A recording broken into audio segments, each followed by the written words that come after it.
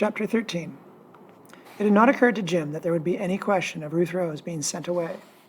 Without ever having discussed the issue with his mother, Jim had somehow expected her to welcome Ruth Rose if she showed up at the farm.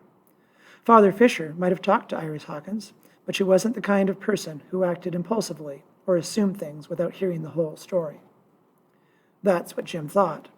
So when his mother's look of shock passed, only to be replaced by weary politeness, he was taken aback. Watching Ruth Rose shake his mother's hand politely, he realized that taking her pills had been exactly the right thing for her to do, as opposed to pulling a knife or screaming obscenities, for instance. Jim and Iris had not discussed the outburst at the church two Sundays earlier, but he had seen something in her eyes that led him to believe she might be hearing the same thing he was hearing, seeing the same things, wondering the same dark thoughts. When Father resumed the pulpit, she had watched him like a cat watching a bird in a tree. That, at least, was what Jim wanted to believe. As they sat down to dinner together, Jim felt the little flame of confidence ignite inside him. Things are going to be all right, he told himself. He trusted his mother. He could see her warming to Ruth Rose, and amplifying his faith as sure as blowing on a fire were the words she said directly after Grace. "Thank God, girl, you're safe." They managed to get through dinner talking about bovine mastitis and how the broody hen was now sitting on more than a dozen eggs and looking pretty uncomfortable. Jim even answered his mother at length when she asked him how school had gone that day, though he avoided pulling out the canary yellow notice about the father plan. But finally, Iris Hawkins folded her strong, work-worn hands under her chin, looked squarely at Ruth Rose and said, "What are your plans?" Jim jumped in. "She can stay here, can't she?" Iris ignored the interruption. She gazed steadily at their guest. Ruth Rose glanced nervously at Jim, then down at the table and the plate she had polished clean. "I can't go back to them," she said. "Not even to Nancy?" Ruth Rose shrugged. "Mom's okay, but she's cracking up." Iris didn't say anything. She reached out and gently lifted Ruth Rose's chin so that the girl could see her smile.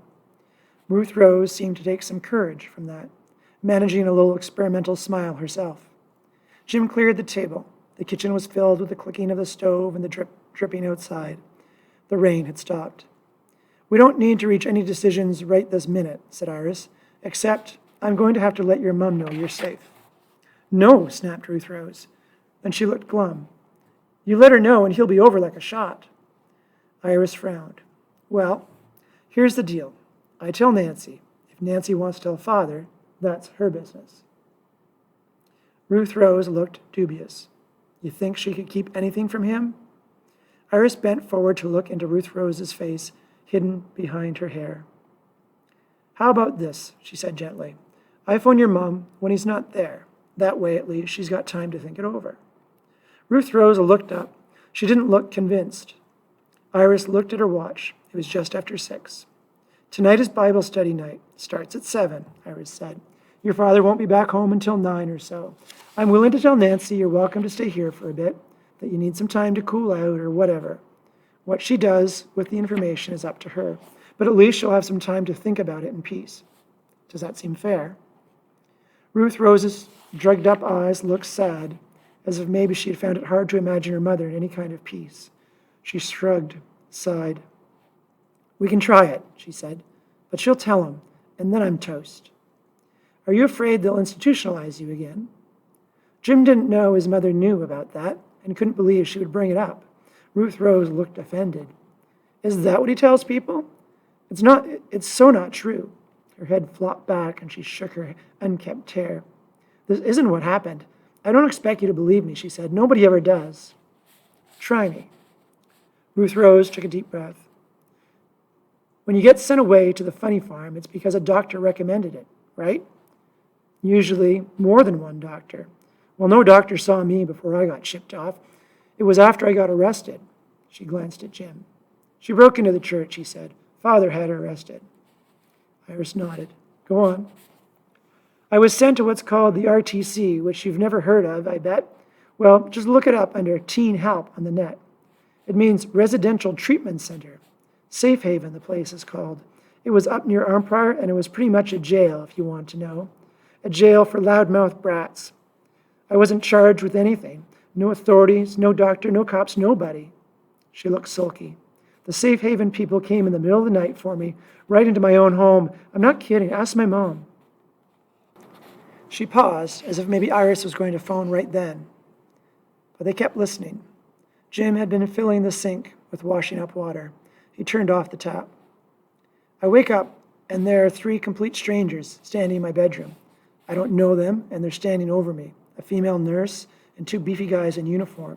One's got a tattoo, like he's maybe an ex-biker or something. It's like a nightmare, but it's real. They get me up, pack my bags. I've never been so scared in my life. They give me a sedative, an injection, like in some movie. And there's my mother at the doorway, sitting in her wheelchair, in her nightie, bawling her eyes out, and father praying on his knees. Then poof, I'm out of there, and out of their lives. She stopped.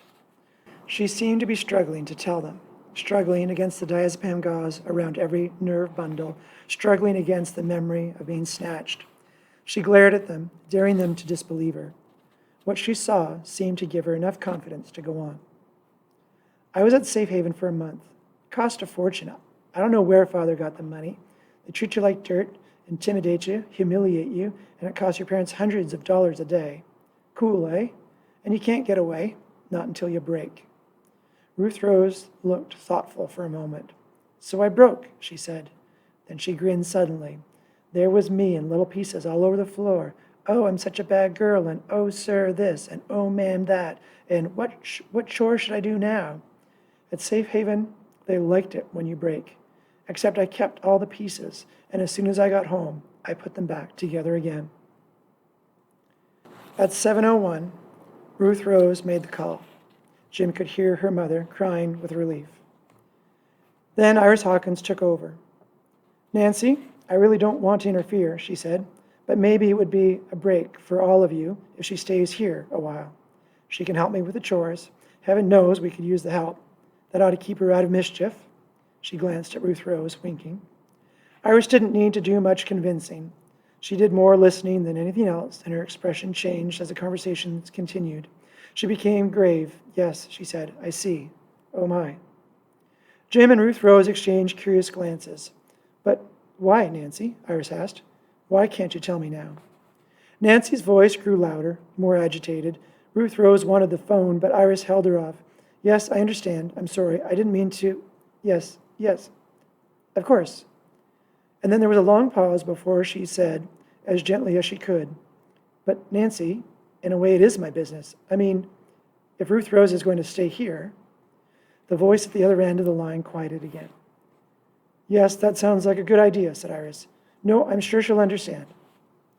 It was maddening for Jim and Ruth Rose listening in, but eventually Iris hung up. Unfortunately, she was in no hurry to explain what was going on. She fingered her necklace. It was a slightly battered locket Hub had given her with his picture in it. She never took it off. Finally, she took a deep breath and turned to her expectant audience. Well, the good news is that she's very glad you're here. I think from the tone of her voice that she is not going to tell Father. In fact, she recommends that you do not, under any circumstances, cross his path. A grin played around the edges of Ruth Rose's serious face. You mean no go showing up at church? Jim laughed, but Iris didn't. The look in her eyes wiped the grin off Ruth Rose's face. Now that Nancy knows you're safe, she's going to go and stay with her mother in Tweed. She says you know the address and phone number. Ruth Rose nodded. Iris handed her a piece of chalk so she could write the number on the blackboard beside the phone. Somebody from the church is going to drive her down. She's been under severe mental strain worrying about you and other things. She didn't explain, and she needs to get away.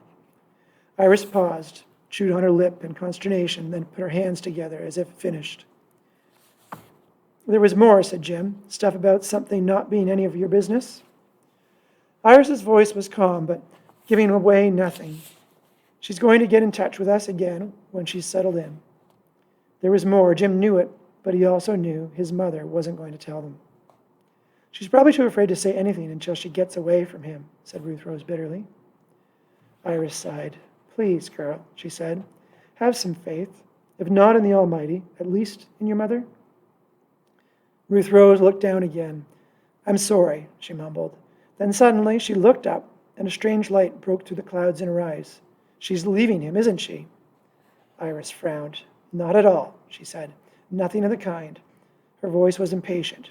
She needs time out, that's all. It happens. It's a very demanding job being the wife of a pastor, especially one as committed as father. What's going on, Mom? Asked Jim. His mother scruffed his hair. I really don't know, son. She stood up, her hands on her hips, then she glanced at her watch. It was time to get ready for work. Ruth Rose didn't offer to help with the dishes, but she stayed in the kitchen, scooped up the kitten, and sat by the fire while Jim worked, trying to tell her about what he had found, but he would wait until his mother left. At 8:45, Iris Hawkins started down the stairs, ready for work. She had just turned at the landing when she saw car headlights play across the staircase wall. She hurried downstairs, arriving in the kitchen to find Jim and Ruth Rose staring at the front window as a van splashed to a stop. A van as black as the night, the scripture on its sides and on the plastic windfoil obliterated the mud.